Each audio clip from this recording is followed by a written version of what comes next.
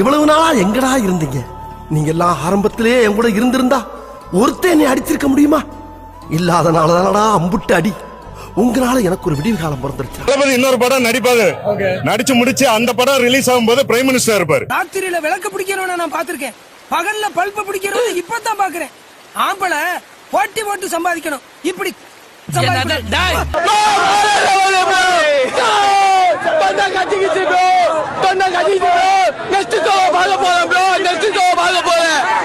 இவரெல்லாம் எப்படி வாழ்க்கையில உருப்பிட்டு சாதிக்க போறாரோ. அப்புறம் ஒரு முக்கியமான விஷயம்ப்பா, என்ன மிக தெளிவாக நெருப்பு ஓய்வு பெற்ற ஐஏஎஸ் அதிகாரி சகாயம் முதலமைச்சர் விஜய்க்கு அவசரமாக இந்த கோரிக்கை வைத்திருக்கிறார். புரியலையே. சொல்றேன்ப்பா.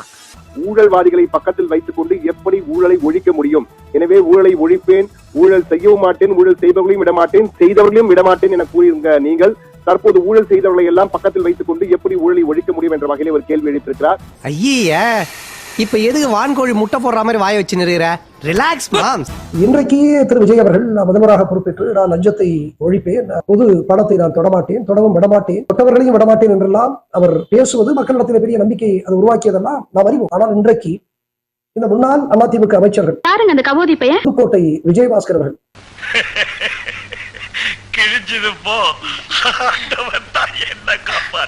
நீங்க பாத்தீங்கன்னா புதுக்கோட்டை மாவட்டத்தில் பல கல்குவாரிகளை அவர் சட்டத்திற்கு மீறி, விதிமுறைகளுக்கு மீறி அவர் நடத்துவதாக, இன்றைக்கு அவருடைய குவாரிகள் இயங்குவதாகவெல்லாம் இன்றைக்கு புகார்கள் வருகின்றன. உண்மை. மத்த ஊர்ல எல்லாம் அடுத்த பிரச்சனைக்கு போகாம அப்படி வாழ்ந்துகிட்டு இருக்கான் ஒவ்வொருத்தனும். இங்க மத்த ஒரு பிரச்சனைல மாட்டிக்கிட்டா உடனே ஒரு புது வாடகைகள் எடுத்துக்கிட்டு அவன் அட்ரஸ கண்டுபிடிச்சு அவனை போட்டு கொடுத்து அவன் சோழியை முடித்து சாப்பிடுறாங்க, தூக்குறாங்க. இன்றைக்கு கூட அவர் வெற்றி பெற்றிருப்பது ராணிமலை தொகுதியிலே ஒரு வாக்காளர்களுக்கு 2000, 3000 என்று அவர் லஞ்சத்தை அழித்து அவர் இன்றைக்கு வெற்றி பெற்றிருக்கிறார். மரவட்ட மாதிரி உனக்கு மசால் வட்ட சைஸ்ல எங்கேயோ ஒரு மச்சம் இருக்கடா. இல்ல ஒண்ணும் இல்லடா, கலருக்கு தெரியாது மச்சி. அதே போல வருமானத்திற்கு மீறி சொத்து சேர்த்த நிலையெல்லாம் இருக்கிறது. ஊழலினுடைய உச்சம் தொட்டவராகத்தான் அவர் கருதப்படுகிறார். குட்கா போன்ற அந்த வழக்குகள் எல்லாம் நிலுவையில் இருக்கின்றன.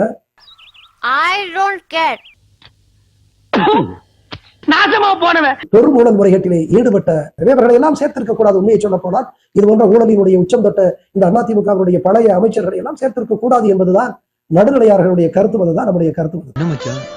சித்தப்பா அவமானம் தாங்க முடியாம தூக்கில தொங்கிட்டானா? அந்த நாய் அப்படி எல்லாம் பண்ணாது. பொதுவான ஒரு இடம் வந்து தமிழக அரசு சார்பா ஒதுக்கல. ஏன் ஒதுக்கல? விஜய் அவர்களும் தாவேக அரசும் நீட்டுக்கு எதிரானவங்க தானே, ஏன் ஒதுக்கல? பிஜேபின்னு ஏன் வந்து தாவேகாவோ இல்ல விஜய் சாரோ ஏன் பேசல? பிஜேபிக்கு எதிராக ஒரு வார்த்தை பேச மாட்டாரு. இல்ல பிஜேபியா அவங்க கேட்கலன்னு உங்களுக்கு எப்படி தெரியும்? அன்பிரொவோக்ட் அட்டாக்ஸ் டெல்லி போலீஸ் பேசிருக்காரு. அவங்க கொடுத்த அறிக்கையிலேயே நான் எடுத்து காட்டுறேன். அவங்க கொடுத்த அறிக்கையிலேயே மாணவர்களுக்கும் அங்க இருக்கிற வந்து போலீஸுக்கும் மோதல் போக்குன்றாங்க. மோதல் போக்கா நடந்ததுங்க. சோறு தானே திங்கிற ஏன் மாணவர்கள் அரெஸ்ட் பண்றாங்க? அதுக்கு நீங்க பதில் சொல்லல. இல்ல மாணவர்கள் அப்படின்னா அவங்க ஆர்கானிக் ஸ்டூடண்ட்ஸ், இல்ல நீங்க ப்ரூவ் பண்ண முடியுமா? காலேஜுக்குள்ளவே அரெஸ்ட் பண்ணிருக்காங்க. அவங்க ஸ்டூடண்ட்ஸ் தான் உங்களுக்கு ப்ரூவ் பண்ண முடியுமா? காமராஜர் அந்த காலத்திலே சத்துணவுல இருந்து எல்லா திட்டமும் போட்டு ஸ்கூல் ஆரம்பிச்சாரு. அப்படி இந்த மாதிரி தற்கொலை படிக்காம ஏன் உசுரம் ஏன் நீட் பத்தி பேசல? 45 மினிட்ஸ் அங்க நிக்கும் போது நீட் பத்தி யாருமே பேசல. நீங்க போய் மைக் புடுங்கறாங்கங்க. மைக் புடுங்க. இல்ல இல்ல இல்ல இல்ல இல்ல நீங்க முடிக்க வேண்டாம். நான் தான் கெஸ்ட், நான் தான் பேசுறேன், கேளுங்க.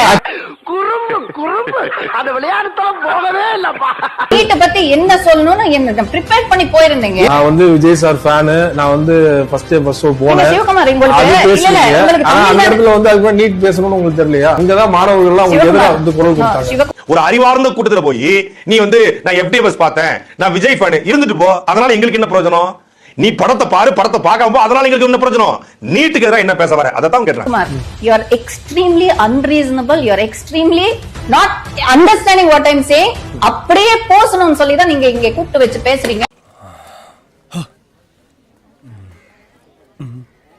எப்படி தப்பிச்சோம் பாத்தியா? அமீர்லாம் நமக்கு கருத்து சொல்லலாமா? மெத்தப்பட்டன் என்கின்ற தடை செய்யப்பட்ட போதை பொருளை தமிழ்நாடு முழுவதும் கொண்டு வந்த அயோக்கியனோடு தொடர்பு வைத்திருந்த அமீர் அவர்களுக்கு பேசுவதற்கு என்ன தகுதி இருக்கு?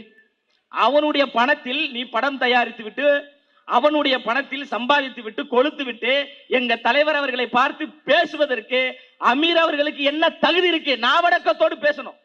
தம்பி மணி சர்க்கார் படம் வந்தது இல்லையா, அப்ப நடிகர் விஜய்க்கு எதிர்ப்பு இருந்தது இல்லையா, அப்ப முதல் ஆளாக ஆதரவா நின்னவே நானு. அப்ப நீங்க எந்த ஸ்கூல்ல படிச்சிட்டு இருந்தீங்க? பேக்ல போய் ஸ்கூலுக்கு போனீங்களா, ஸ்கூலை கட்டடிச்சு வேற எங்கேயாவது போனீங்களான்னு பாருங்க. ஒண்ணு, ஹரிஹர ராஜா சர்மா வந்து ஜோசப் விஜய்னு சொல்லி கண்டனம் தெரிவிச்சார் இல்லையா, அதற்கு முதல் முறையாக எதிர்ப்பு தெரிவிச்சு அவர் ஜோசப் விஜயாக இருந்தால் என்ன, விஜய் முகமதுவாக இருந்தால் என்னன்னு சொல்லிட்டு முதல் எதிர்ப்பு குரலையும் விஜய்க்கான ஆதரவு குரல் கொடுத்தவன் நானு. அப்ப அந்த தம்பி எங்க இருந்தாருன்னு போய் கேட்க சொல்லுங்க. வேற ஏதாவது வீட்டு வாசல குண்டு விளையாண்டு இருப்பாரு.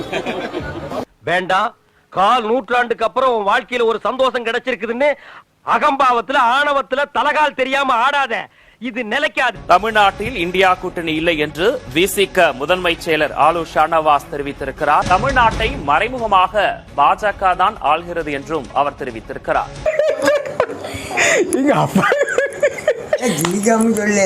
சாய்குமாரின் பணிகாலத்தை நீட்டித்தது சந்தேகத்தை ஏற்படுத்துகிறது என்றும் அதனால்தான் எல்லாவற்றையும் எதிர்க்க வேண்டிய அவசியம் இல்லை என அரசு கூறுகிறது என்றும் ஆலு ஷானவாஸ் தெரிவித்திருக்கிறார்.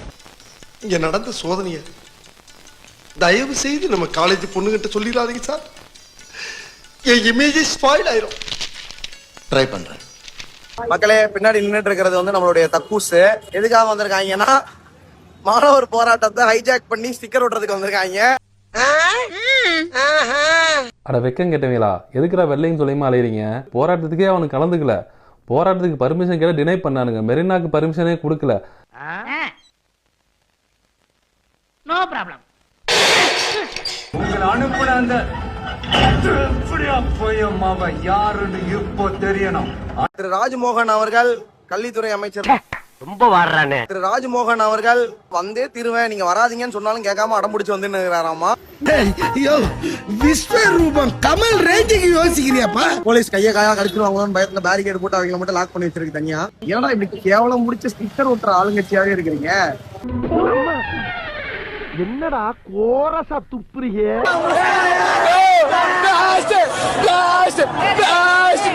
இது பிறந்ததுல இருந்தே இப்படித்தானா?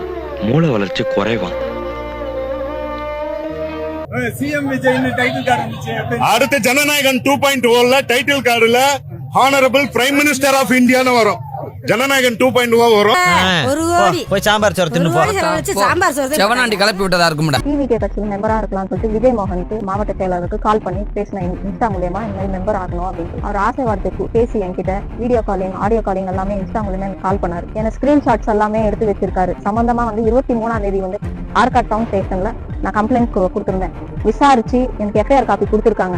என் வீட்டுக்கிட்ட போயிட்டு எல்லா பிரச்சனை பண்ணி எங்க ஹவுஸ் ஓனர் மிரட்டி எல்லாம் காலி பண்ண வச்சுட்டு வீடு இப்ப என் பசங்களை வச்சு நான் நடு ரோட்ல நிக்கிறேன். இந்த வீடியோக்காக நான் இருந்து வச்சுட்டே பெற்றுலான்னு இருக்கிறேன். காவல்துறை இன்னைக்கு எஃப்ஐஆர் கொடுத்துட்டாங்க. ஆனா எப்ப ஆக்ஷன் எடுக்க போறாங்க எனக்கு தெரியல. ஏன்னா இது நீங்க தான் எனக்கு ஆக்ஷனா எடுக்கணும். ஏங்க வச்சுக்கிட்டாங்க வஞ்சங்க பண்றாரு? வாயில இருந்தா தானங்க திறப்பாரு, ஏதாவது தெரிஞ்சா தானங்க திறப்பாரு. அவருக்கு ஏதாவது தெரிஞ்சா தானே திறந்து வாய் பேசுவாரு. அவர் ஒண்ணுமே தெரியாதவரை போயிட்டு நீங்க வந்து முதலமைச்சர் ஆக்கிட்டீங்க. போட்டோவுக்கு போஸ்ட் கொடுப்பாரு, சினிமா நடிகர்லாம் பார்ப்பாரு, சினிமா சம்பந்தப்பட்ட ஆட்களை மீட் பண்ணுவாரு. வேற என்ன அவரால் பண்ண முடியும்? எழுதி கொடுத்தா படிப்பாரு. இந்த வீடியோ உங்களுக்கு பிடிச்சிருந்தா கண்டிப்பா லைக் பண்ண மறக்காதீங்க. அப்படியே உங்க நண்பர்களுக்கும் ஷேர் பண்ணுங்க. நீங்க பண்ற ஒவ்வொரு லைக்கும் தான் இந்த வீடியோவை மற்ற நண்பர்களுக்கும் கொண்டு போய் சேர்க்கும். மறக்காம சப்ஸ்கிரைப் பண்ணுங்க. உங்க கருத்துக்களையும் கமெண்ட் பாக்ஸ்ல பதிவு பண்ணுங்க.